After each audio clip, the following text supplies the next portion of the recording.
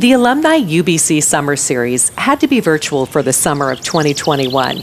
But what they offered, adventure, discovery, and culinary findings, was very real. Small groups gathered in parks for wine tastings, geocachers ventured to Mud Bay or Squamish or further afield, virtual runners raced from the Vancouver to the Okanagan campus, and at any time, the glorious and uplifting sounds of music were available on the Alumni UBC website. The UBC Vancouver campus is located on the traditional, ancestral, and unceded territory of the Musqueam people, and the UBC Okanagan campus is located on the unceded territory of the Sayelps people. This three-part podcast is the story of summer joyfulness and fun, told by UBC alumni, wine, music, and geocaching specialists, and stay-in-the-neighborhood athletes, romantics, and travelers.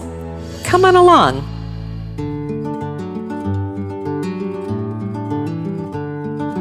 Wine, wrote Robert Louis Stevenson, is bottled poetry.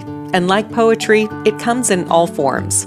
Wine tastings to enlighten and enrich our understandings of wine's complexities have gone virtual into homes, gardens, and local parks. The Alumni UBC Summer Series explores the wonders of wine. Taste, sip, swish, and swill, or sneak a gulp, while listening to a virtual wine tasting attendant and a wine aficionado tell these stories. I'm Chris Harley. I'm a professor in the zoology department at UBC, and I've been attending UBC alumni wine events for about 15 years. I was curious to see how the virtual event would work. I'm DJ Kearny, and I'm a proud UBC alum. It was several decades ago, and I ended up, thankfully, with a BA. I always wanted to go into sciences. My father was a geophysicist, and I wanted to be just like him. I realized along the way that math wasn't my strength, so luckily I had a lifetime of rock hounding with my father, which sort of led me into wine in a curious way. I had, wonderful years at UBC, and I bounced around in a couple of different careers, just trying to figure out what I wanted to do. A little bit of fashion, a little bit of TV, quite a lot of cooking, which eventually led me to culinary school. I have a background in classical cooking. I didn't end up with a degree in geology, but it really helped shape that interest in wine, which actually I'd been tasting since a 5-year-old with my English parents, tiny little sips here and there.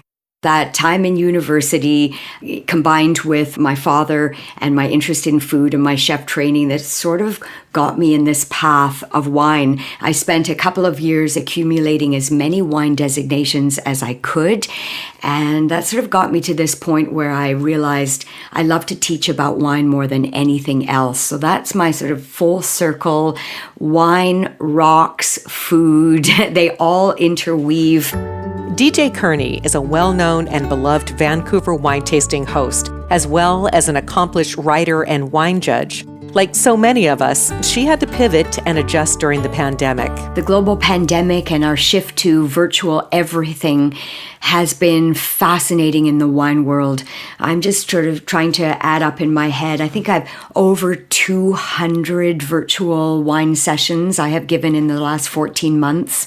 It's fascinating because it's a whole new platform. It makes me think differently about how we engage, what matters, how powerful words are. I love the ones where we can combine words and images. And I build a lot of pictures into the virtual tastings that I do because it also takes us away. We haven't been able to travel.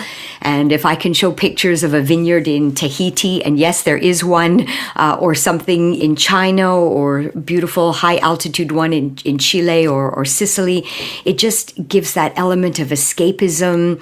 But it's allowed us to connect in a different way, through the matrix of wine. And it's lovely when people have the wine at home, and I've got the wine here in my office, and we taste together. Chris Harley, like most people, had never been to a virtual wine tasting and wondered how to approach it. He signed up on the Alumni UBC Summer Series website, and 4 bottles of rosé were delivered to his door. Well, one of the things I was most worried about was, can we actually try all 4 bottles of wine? And fortunately, the happy solution was to have our neighbors come over and set up the laptop in the yard so we could all socially distance.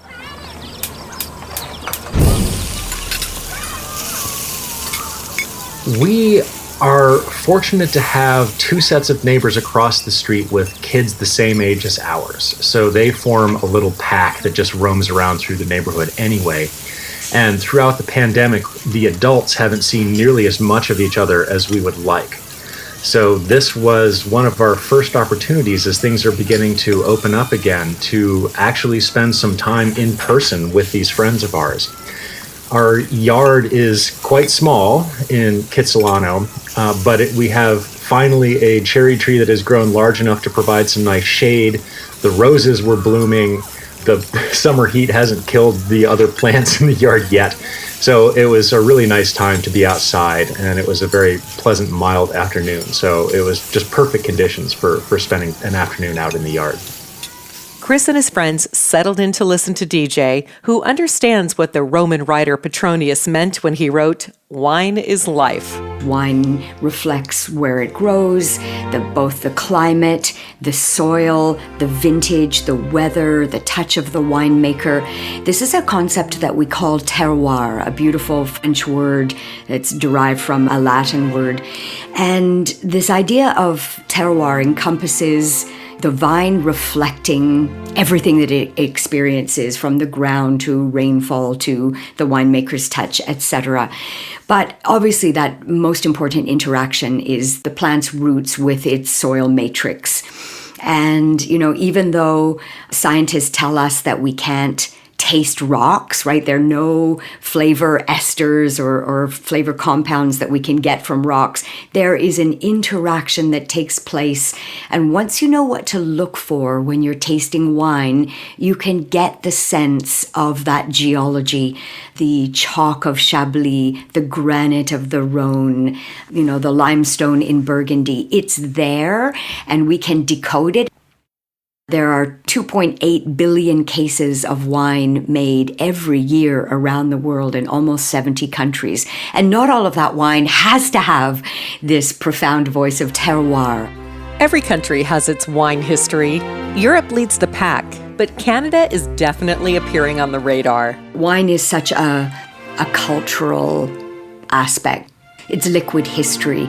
It is old. It is embedded in many countries' cultures in an important way, whether it's Chianti or Saint-Emilion or the Moselle Valley. There's an identity to the wine from that region that is steeped in history and time and culture. And people just grow up with an understanding of what wine from those named regions are. So, that just speaks to the fact that wine is just so deeply a part of life in Europe.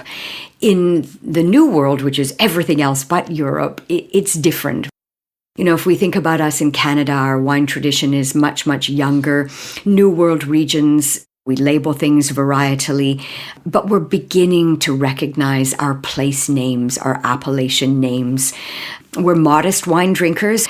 We have a greater understanding of Nova Scotia and Ontario and BC's wine regions. Quebec has a very exciting emerging wine region. So slowly it's becoming something that we think about more often, day by day or week by week. We're turning heads around the world at the industry level, at the trade level, not really the consumer level, but that will come in time. British Columbia has its own wine culture. Throughout the 80s and 90s, a lot of those vines were pulled out and wonderful high-quality vines were planted in our province and lavishly planted. We have close to 80 different vine species here in our 11,000 acres. So that's a little bit nuts if we put BC in a global context. We've got many, many grapes, but it's also symptomatic of a young wine-growing region, right? We'll whittle that down as the decades go by. The virtual event Chris and friends attended focused on 4 rosés from the Okanagan: Birch Block Vineyard, Cedar Creek Estate Winery, Haywire, and Poplar Grove Winery.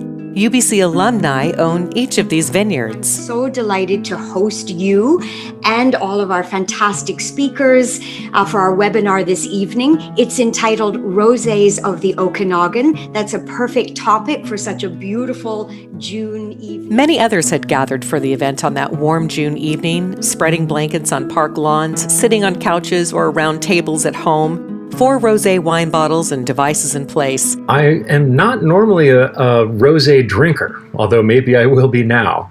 So I didn't know what to expect or have very many preconceived notions. I didn't even know what foods would pair well with rosés. So we did some very hasty research and then sort of farmed out some of the menu items. So someone brought cheese and I grilled some shrimp, and we were able to put together a nice little table of food to eat with the wines, which made it sort of more social and more fun, and arguably improved the wine experience as well. To me, what's special about rosé is it combines, most rosés are made from red grapes, so we have the combination of the structure and intensity that we get from red wine with the freshness and lightness that we can appreciate from white wine. So it's really the best of everything, and there's so much rich style and diversity that's possible for rosés in BC. We started with the Pink Bub, which was by Haywire, I think, and that ended up being my favorite. It was just such a bright,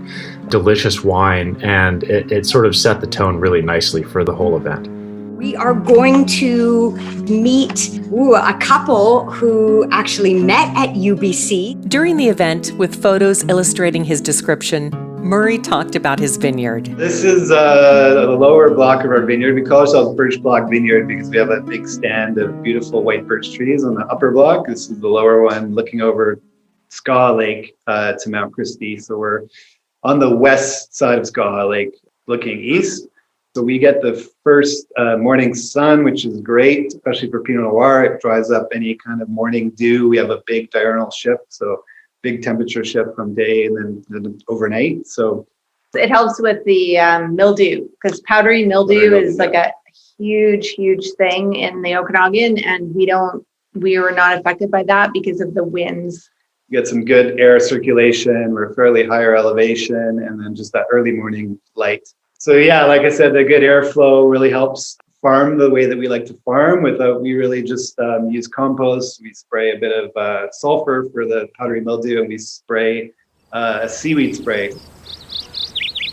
Chris and his friends listened and watched the computer, sitting in the shade, birds chirping. It was just the right amount of people for the number of bottles we had, because there would still be some left from the previous bottles if we felt like we needed to go back and have another sip for comparison. So none of us are super high-level foodies. We don't know all of the language around the different tasting notes, but we were able to, sort of explain why we liked particular ones, which one went really well with, some of the food that we had. And I now know if we are going to have, more sort of afternoon picnics, which wine I can get that will make my neighbors happy. The Okanagan is far from the only wine-producing region in Canada, but it's making history. It's got, one could say, like Petronius, a life's history of its own. We had a very small sacramental vineyard planted in the Kelowna area in the mid-1860s. We had our first commercial winery in the 1930s. It's been a slow, incremental march. Many things played a role in it. The Asuyus Indian band planting a vineyard in 1968. We had outside consulting in the form of the Becker Project. We had the NAFTA agreement where things change from hybrid vines to the important winemaking vine called Vitis vinifera, the Eurasian vine species. So it's been a series of steps. There wasn't really one moment or one importation of grape varieties. I've been lucky enough to be part of something that's called the Judgment of BC, and I co-founded this along with the BC Wine Institute and a wonderful gentleman who we lost earlier this year, Stephen Spurrier, one of the most important wine personalities, wine visionaries in the world, an Englishman. He started something very famous called the Paris Tasting, or the Judgment of Paris, that compared Californian and BC wines. And I met Stephen years ago and convinced him to come to BC. And because he was here touring around, I thought it would be a great idea to start our own benchmark tasting called the Judgment of BC. And we ran it for 5 years. Stephen came in the first year and in the 5th year when we concluded it. And the whole point was to compare BC wines in a blind tasting with, 30 to 40 judges and international judges as well as local ones. And in a blind tasting situation, look at BC wines against globally acknowledged benchmark styles. Dozens of wines were tasted in a blind tasting. When the results were evaluated, BC really stood out. We have a distinctive and recognizable style of Pinot, of Riesling, and of Syrah in particular. Also Merlot as well, but those three, Riesling, Pinot, and Syrah, really rose to the fore in a style that our global wine experts would say afterwards, this has no counterpart in the world. I mean, it gives me goosebumps just thinking about it, because this is where wine gets very serious. We're going to hear from Wes first, and Wes is an assistant professor of biochemistry and molecular biology in the Department of Chemistry at UBC Okanagan. I would say we were listening most of the time. We were having conversations while the event was happening, but we sort of kept an ear on what was happening, and every once in a while we would realize, we missed something that was important or interesting, and then we would say, hey, did somebody catch that detail on this vintage of wine, or whatever it might have been. Author of a recent study by a team of UBC Okanagan researchers that has led to the development of a preventative strategy for protecting grapes from volatile phenols. But that was, I think, another sort of nice benefit of the virtual event was it could be more social. It's like watching a movie in your living room instead of in the theater. You don't have to be quiet or worry too much about interfering with someone else's enjoyment of the event, and we could really be ourselves. These are flavored compounds present in the smoke that may be absorbed into grapes as they ripen and impact wine flavor. As a scientist and a bit of a nerd, I was looking forward to the chemists presenting on the smoke taint, and I found that piece interesting, and it's something that I hadn't thought very much about. Wes, take it away. Thank you, DJ, and also thank you to Alumni BC for kindly inviting me to share some of our work. As DJ already has mentioned, smoke taint is a challenge that's being faced not just by BC, but any wine-producing region with the risk of forest fires. Climate change is one of the areas that I conduct research on, and thinking about how as it gets warmer and fire seasons get longer and more severe, what sort of impacts that's going to have on an industry like the BC wine industry was a little bit sobering, but interesting to think about how they might approach that sort of challenge. Winemaking is in the details, and the Bancrofts strive for perfection. As Sarah explains, it's not just about grapes and soil. Labels matter too. In terms of the label, it's kind of interesting story. We're trying to find the exact right pink. Obviously, my magazine background, I'm interested in typography.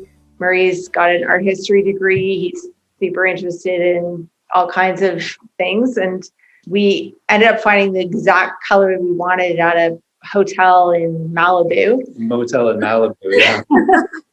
And so we took the card to our designer and they said, this color does not exist. And we did all kinds of, we went to 3 or 4 different printers. We eventually tracked it down, ironically, to a printer. It was a custom printed card. Hand dyed in Paris. Which we had just come back from after spending a year living there. We'd just been living in Paris. So, I mean, everything we've been doing is like Like our Pétillant Naturel is like a handcrafted So we kind of font. They've brought a lot of other aspects of wine to their wine. How they came across the exact color of their label, the studying of different colors, the work with a colorist to come up with that very, very specific pink that has no counterpart in the world. That mattered to them as much as farming their Pinot with low inputs in Caledon. So that's a lovely example of how you can bring much more to wine than just farming and winemaking. It's just fine to have a playful, catchy, maybe somewhat naughty or irreverent label. That's just fine, but I'm always drawn to something a little more classical, a little more elegant. There's a little truth in the label business, and that is blue is not usually a successful color for a wine label, and neither is green, oddly enough, even though it should stimulate thoughts of organic and natural. But usually those are two colors that are avoided in the label world, but sometimes they're an absolute smash hit. The Tiffany turquoise blue is showing up over and over again in wine labels these days because of the associations of luxury that we have with that color. So yeah, I care a lot about wine labels. One of the wine labels that I love most in British Columbia are the ones from Sea Star. They have a series of beautiful sea stars, and they're about 7 or 8 different labels, and they're all botanically correct. I think they've absolutely nailed time and place, and the wine quality lives up to your expectation when you buy that beautiful artistic bottle. So I love that. What are DJ Kearny's favorite wines? It's seemingly impossible for her to say, as it changes daily. But on one particular day, this was her list. Notice one pick sneakily becomes 2. For Syrah, it's so hard to just pick one. I will say Le Vieux Pin in the South Okanagan. You know, they're very famous for Syrah. The Cuvée Violette Syrah from Le Vieux Pin is something that embodies a benchmark style of cool climate Okanagan Syrah. When it comes to Riesling, I'm going to say Tantalus. They're old vines. It's such a Blade Runner style. It's distinctive from Mosel and Rhine and Austrian.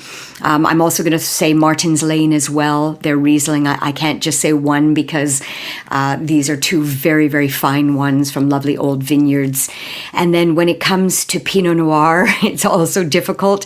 Again, I think Martin's Lane is making something absolutely extraordinary in British Columbia, but I would also have to add Spearhead into that Pinot and a couple of others. But those are my choices for today.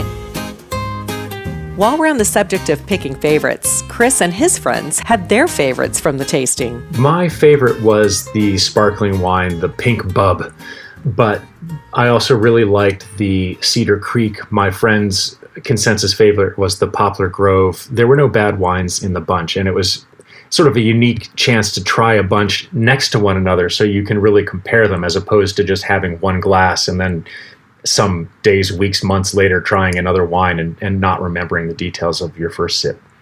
We were all pretty happy at the end of the event, and one might blame the wine for that a little bit, but I think it was a combination of the information and thinking about how wines are made and what strategies go into producing a certain flavor or a certain experience with the wine, and being with friends who we don't see enough of, and being outside, as you know, we are just entering the summer when we can spend a lot of time outside without being rained on or cold. It was just a really, really lovely experience. And I am looking forward to opportunities to do that again, with or without a virtual event to inspire us. I think there's intimacy is achievable, and that has happened. It's nice when you can see people, and I prefer those ones where I can actually see the gallery and not just look at myself in that little icon. But I think, wine is a terrifying subject, and there's something about someone being in their home that makes them much more comfortable talking about wine. That's one of the things that I've noticed. We can also have a much bigger wine audience. We can have talk to people across the country without having to have them all in a room at a convention center. So in a way, it's had an element of inclusion that had surprised me. But I also know that people that I've been involved in tastings with through my work have said they want to have the option to do both, to stay at home and taste wine, but also to come to events when they feel like tasting in person. So it's absolutely changed the landscape of how we communicate about wine and beer and spirits. Cheers, saluti, viva la vin. Alumni UBC is your alumni association, connecting alumni to the university and to each other. You can take advantage of perks and benefits, attend a career development event, or sign up to volunteer for a cause that makes a difference in your community. We also have contests, a travel club, and social events around the world. Download the Alumni UBC app or visit alumni.ubc.ca to learn more.